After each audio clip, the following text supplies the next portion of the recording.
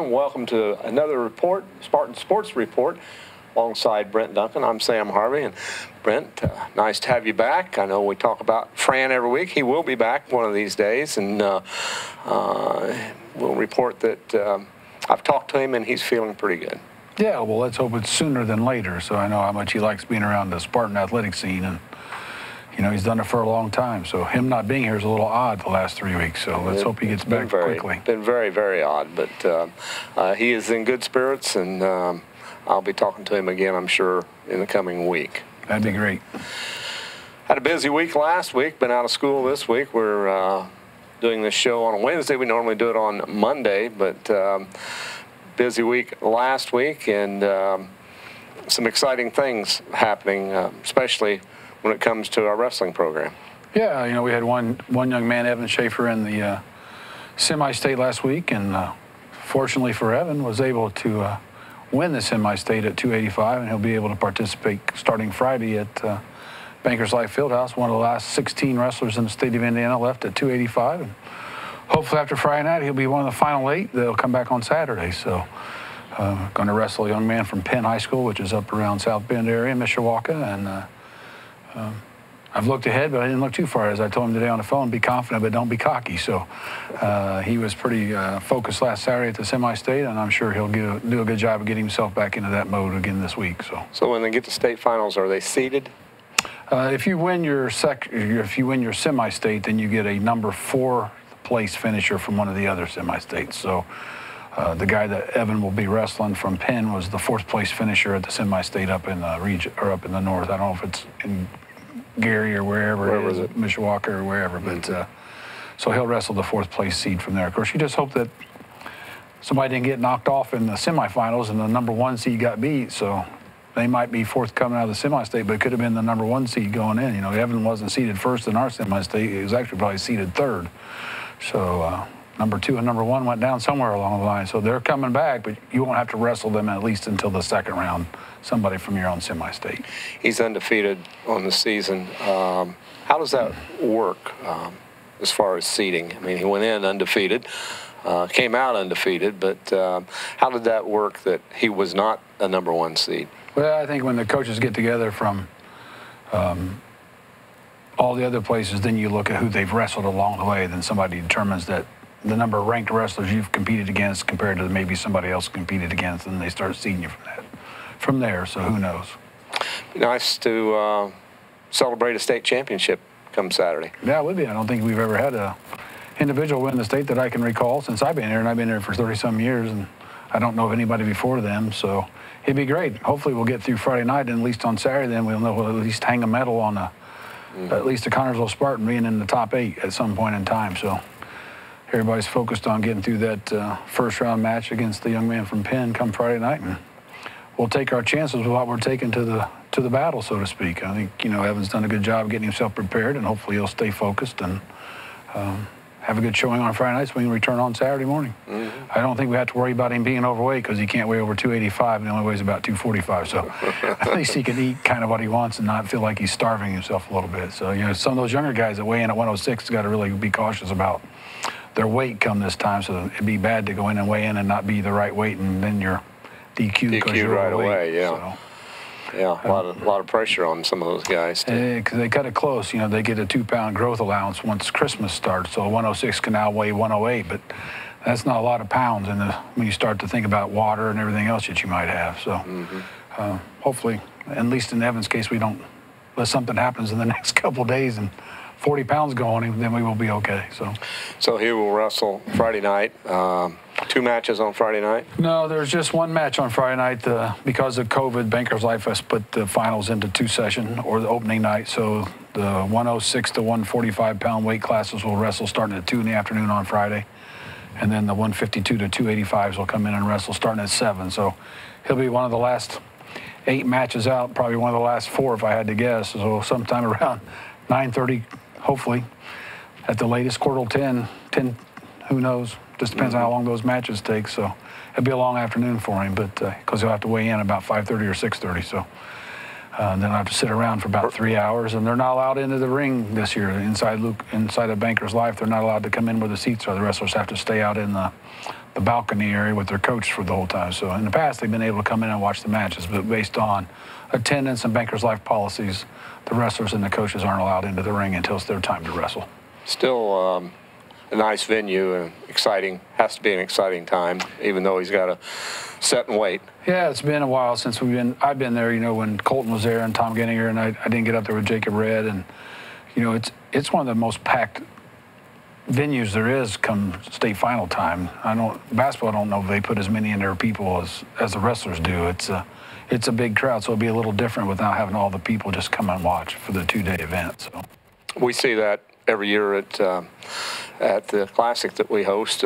We didn't get to host this year, but at Spartan Bowl, that a lot of people come for that. Yeah, I mean, a lot of interest. 14 kids wrestling minimum, and then there's usually an alternate, so you're probably bringing anywhere from 15 to 28 kids with you, and they all got a couple parents, and so you get 30-some teams in there. You're talking quite a bit of crowd into the Spartan Bowl on those 2 days in December. So hopefully we'll get back to having that next year, and all the teams say they want to come back, so hopefully we'll continue to do that. Well, TV3 has some film from a little earlier today when Evan Schaefer and the mayor were here.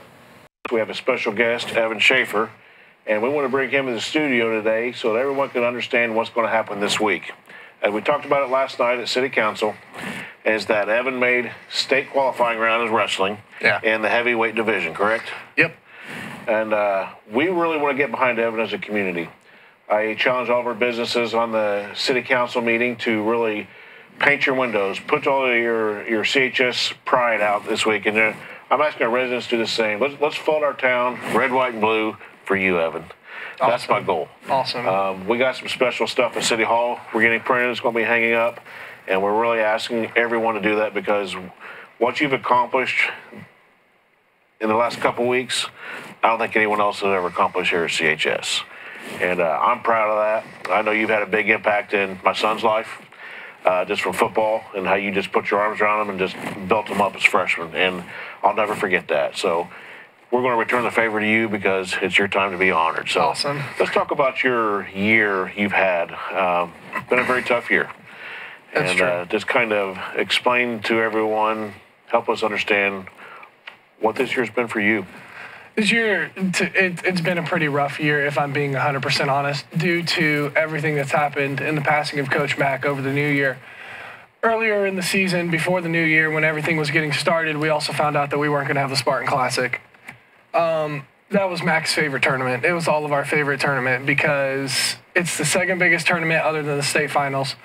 And it was just really that tournament that prepared us to see all those teams that we wouldn't really get to see later in the season until the state finals. So we got to see all the indie teams that would come down and wrestle with us, and we got to see all the thrown out teams from everywhere, like Warren Central and all them. And we really got to see them before the season started. But as the season has been progressing, and ever since the new year, it's just been different. It's been so weird. I don't even know how to explain it.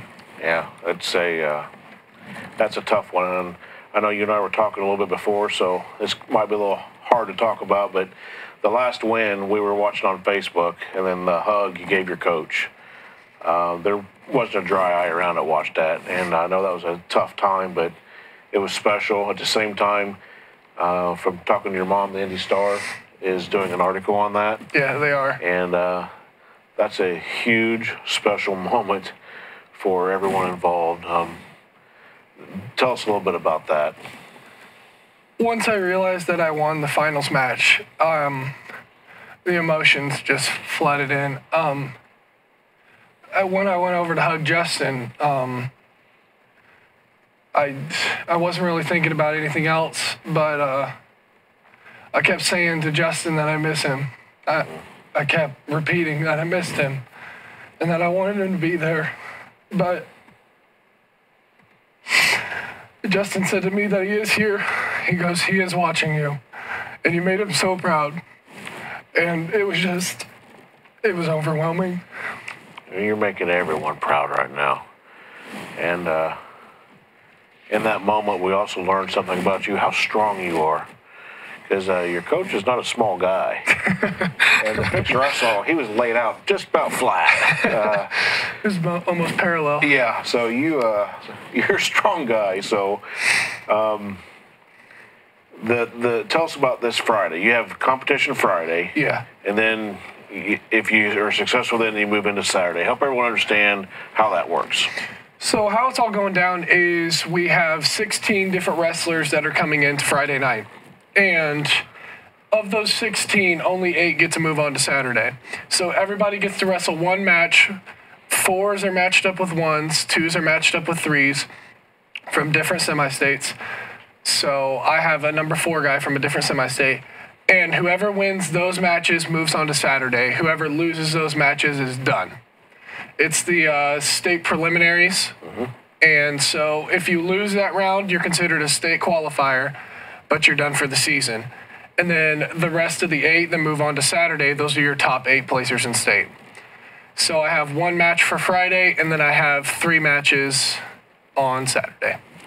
For those who don't know, I used to wrestle a little bit. One wrestling match wears you out. Oh, it does. Oh, it's to be on a state level and a potential of 3 matches. It's hard to describe how exhausting that can be. It's like a 6-minute sprint. It's worse than a 6-minute sprint. It's probably worse than a 6-minute. It's like running a mile. So, in order to get that accomplishment, that takes a tremendous amount of strength, stamina, and skill. I watch all your matches. I see your skill, how you do your body positions, and you're very skilled at it and very tough.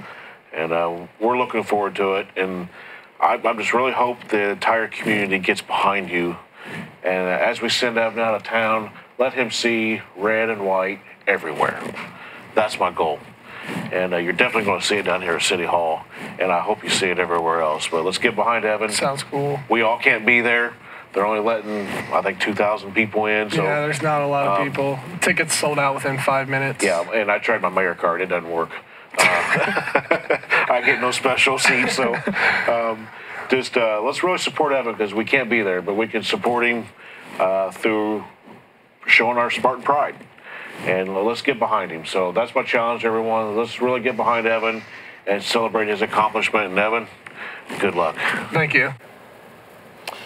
And we are back with Spartan Sports Report, and very nice segment there with the mayor and Evan. And I think it's great. On Friday, we're going to have a red and white day. I think every Friday is red and white day, but for the rest of the community to decorate, that would be great in honor of him. And very emotional tape there when they talk about Coach Mack. And it's been a tough year. Has been, and he's fought through that adversity. Well, I think Mac's sister came in and talked to him after the passing of Mac about how he used his mom's death as his push to get him to the state and didn't accomplish his goal, finished in second. And maybe Evan could take that one step farther, but I know you can't get in, but if you want to pay a little bit, you can watch it on trackwrestling.com, and they'll show all the mats, and you'll be able to watch Evan wrestle if you want to get to that. You can't. And you'll have results on school website? Yeah, I'll be there. So we'll definitely tweet it out as soon as the action's taking place. We'll try to get a couple of pictures, and I'll use my little pass that gets me a little closer than most people can get to this weekend. And hopefully come Saturday, I'll be able to put a medal on his neck, and hopefully it's blue. That would be terrific. I know you would really enjoy that as you're ending your time as on the board at the IHSAA to be able to hang one on a Spartan wrestler or on a Spartan of any kind. Got to be a sense of accomplishment as you go out. Well, just you feel proud for Evan to do what he's done, and obviously you've known him as a little squirrely freshman to where he's at now, and knowing that if he truly could just be a junior. He won't turn 18 until he gets after graduation, but he's going to go on and play football at in Division II, and they're going to shape him into the kind of kid. And he's had a couple looks at Division I for wrestling, but his love and passion is football. But he's very athletic. I don't know, most people don't know that he's also our high hurdler in track. So it's been a couple years since he ran, so he's not been 6'4", 245. But I don't know if he's still going to run. I hope he does, but it's not something that you normally see a football wrestler. Then you see your high hurdler's got enough speed to get over those hurdles at 36 inches high, his size, and still get down the track and still be solid competitor. But if you watch track, Usain Bolt's 6'5", and he runs pretty quick. So, but great accomplishment for Evan, and and Justin to finish out what Mac had started for the year. So Sure has been. You know, the Hillsdale football coach has to be very pleased to get somebody that has competed in 3 different sports and has done well. I know they like all-around players. Well, you know, for Evan, you stop and think about it. It's just not wrestling. It's just not football and track. He's been the MVP in all 3 sports that he's done. So it's a very versatile kid who can do a lot of different things. And, you know, that's what we try to preach to kids at high school, that colleges want those versatile athletes. It's not just those single sport athletes. And Evan's a prime example of that. He's got 2 different sports calling. And I assume if he really wanted to run track, he'd become a shot and discus thrower if he really wanted to. With his speed and his strength, he could do those things if he wanted to practice at them. But not too many kids can say they've been MVP of 3 different teams. No, they cannot. So, one of the better athletes that's come through CHS, and certainly wish him well.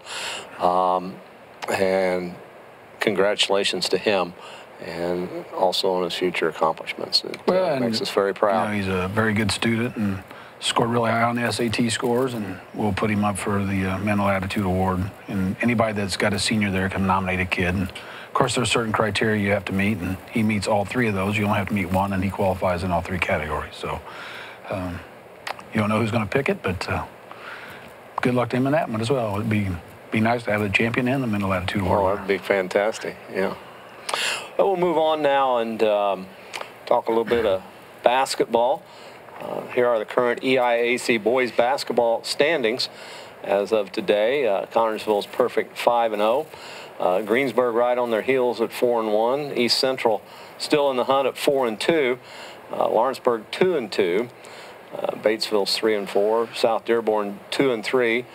Franklin County, our opponent on Friday night, is 1-4, and the Lions of Rushville are 0-5.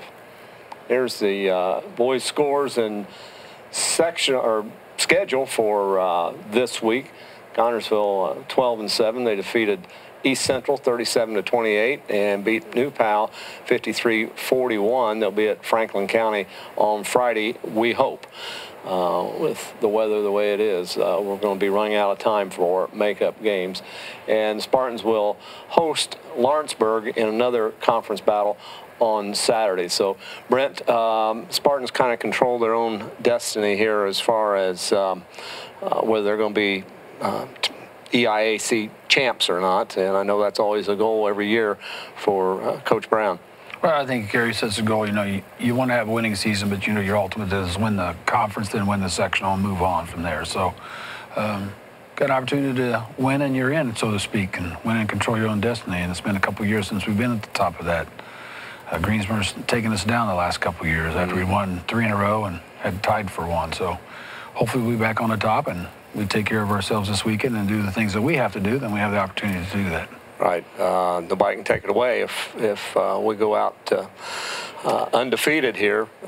Last year I remember watching on SEI TV that East Central and Greensburg, which would have made a difference whether or not we would have tied. But don't want any ties. We want it outright. No, and there's no tiebreaker, so there's no head-to-head, even though we've asked about having head-to-head before and I've been shot down more than once. So it is what it is, and that's how they run the conference right now, and we'll see if it'll change in time. Elsewhere, Rushville, they are 1-15. They lost to Batesville. They were supposed to be supposed to have hosted Delta last night. I'm sure that one has been postponed, and they'll be at Oldenburg on Saturday. Franklin County's 7-10. They lost to Greenfield Central 56-53. They were to have been at Milan last night, but that's postponed. And like I said, we will be there. The Spartans will be at Franklin County on Friday night. Richmond, they're 7-8. They beat Indianapolis International 68-60. Defeated Kokomo 65-56 and down Logansport 45-43. They have Lafayette Jeff Friday at home, and they'll be at Fort Wayne on Saturday. Cambridge City Lincoln, they are 6-12. They lost to Hagerstown 64-55 and to Winchester 88-41. They're home with Liberty Christian well, they were supposed to have been last night, but I'm sure that one was postponed as well. And they have Seton Catholic on Friday. Centerville's 5-12. They lost to Blue River 59-52. They beat Waldron 59-49. At Union City supposed to have been last night, and at Tri-High Friday. Union County, 8-11, was defeated by Northeastern, a team we'll see next Tuesday, score 84-47. And they down North Decatur 48-47 in a close one, and their game with East Central has been postponed. They're at home with Union City on Friday. Girls regional scores, two area teams, two conference teams that were in the regional. East Central ended their season at 19-5 at Bedford North Lawrence, and they were defeated by the home team 51-50. Rushville, 18-9, beat Washington 55-52 and lost to number 1 Silver Creek 54-49 at Charlestown. And we already talked. I had written out there. We talked about Evan Schaefer already, and we got the boys' swim sectional coming up. Yeah, tentatively we're planning to go tomorrow. There's some emails out today. There's a lot of schools that haven't been able to practice this week because of the weather. So there's Plan B, but I don't know if that's been put in place yet. But currently we're scheduled to go tomorrow. But if Plan B happens, we can move it to Friday and do the prelims on Friday and the finals on Saturday.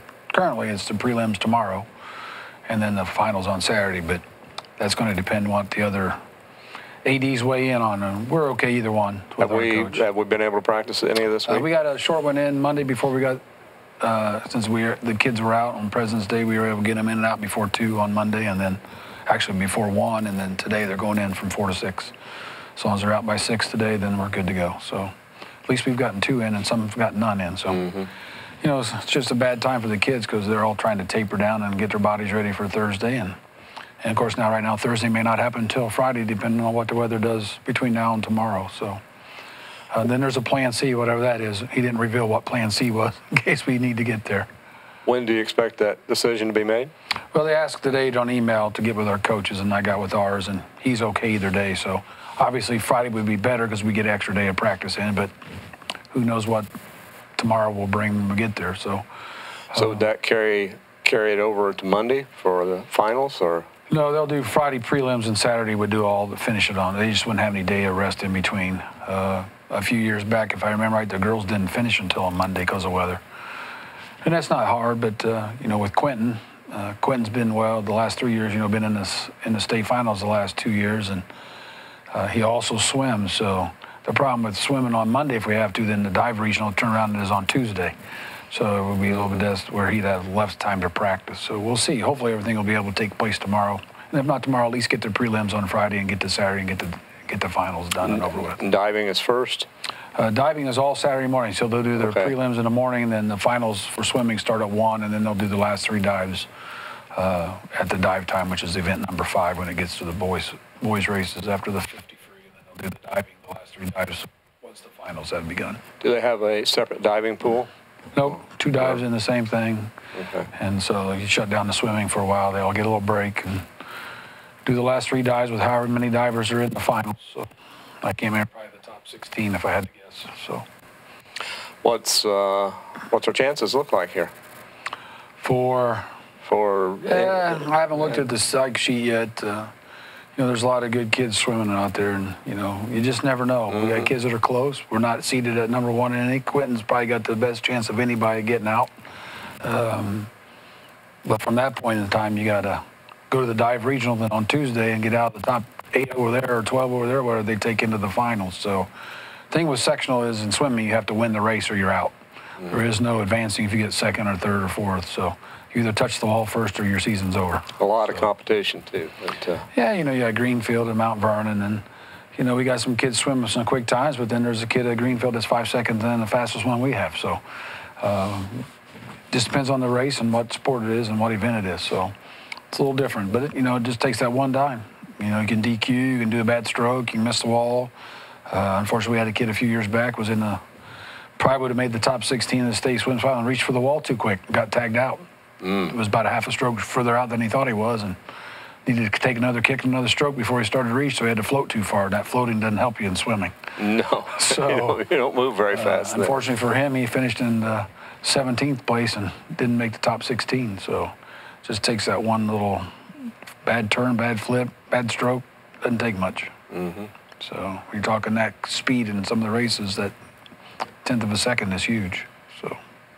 Well, I'm certainly hoping that next year you can let people back into the natatorium so that I've not gotten to see my grandson Cooper swim all year, and I know that it's a lot of fun having people in there. It's fun for the kids. It's fun for the spectators as well. Well, I mean, it gives a little bit of, it's kind of like track. If there wasn't the people to listen to, the yell and scream about the kids running, it's kind of boring watching them just round circles around the track. But at least as a spectator goes, although I enjoy track, but same in swimming. I mean, otherwise you don't hear much because you're in the water, you got your heads on, you got, goggles and everything else and splash of the water. But next week we also have girls gymnastics section we host, so a week from Saturday. So Coach Borders will be getting our ladies in shape for that. Unfortunately, their meet on Monday night got canceled, and one school does not want to make it up, and the other school has a meet tomorrow, and if they get to have it, and so they're just running out of time, and I know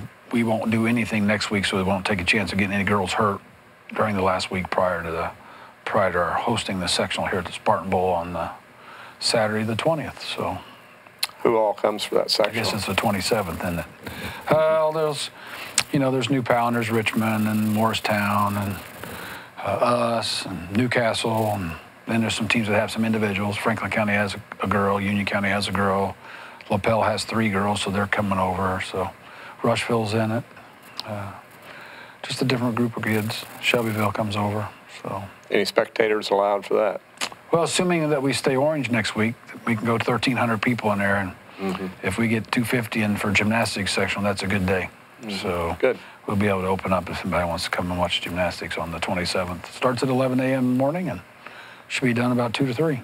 So. I did check a while ago. We are orange again this week, so Saturday night at Spartan Bowl for the Lawrenceburg game, basketball game, you'll be able to put 1,300 people in. Yeah, we'll have vouchers tomorrow, and we've handed vouchers out in the past, and it hasn't been a great success early, so anybody wants to come and get a voucher tomorrow, whether you happen to be one of those people that happen to have an all-sport ticket or not, we'll just open them up tomorrow since it's a short turnaround and see if we can't get all 13 of them out of here this time. So pretty good crowd on this past Saturday night. Yeah, New Powell was a good crowd. That's probably our biggest crowd of the year, which it's kind of hard to say when we're used to having those big ones, but all those things help, and the kids are playing a little bit better right now.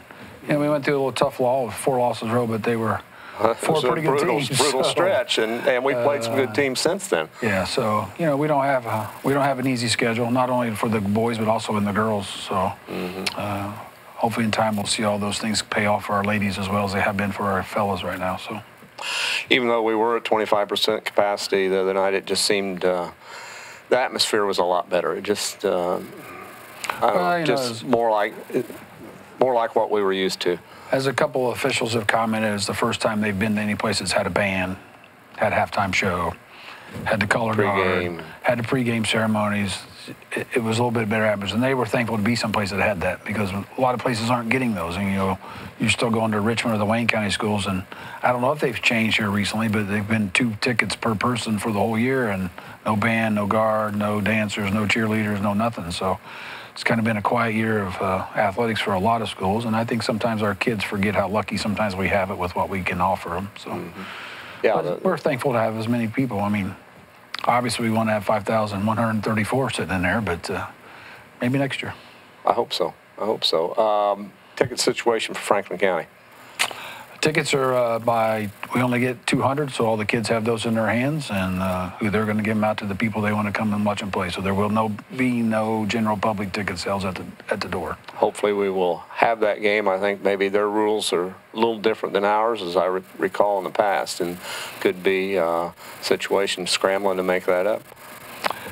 Well, they've had a little bit. At least one time we played the ladies this year, and they were not in school that day. So there's been a little bit of lax. So hopefully if that happens, then it's not a good time to have snow makeouts with 2 conference games coming. So no, it's not. And into the season, of course, the IHSA will have their draw on Sunday at 7 o'clock on IHSATV.org, and we'll find out who we're going to play. Brent, appreciate you coming in again, and we'll see you sometime over the weekend. Well, hopefully after this week, maybe we can bring a champion back in here. I hope so. Thanks, everybody. This has been Spartan Sports Report on TV3.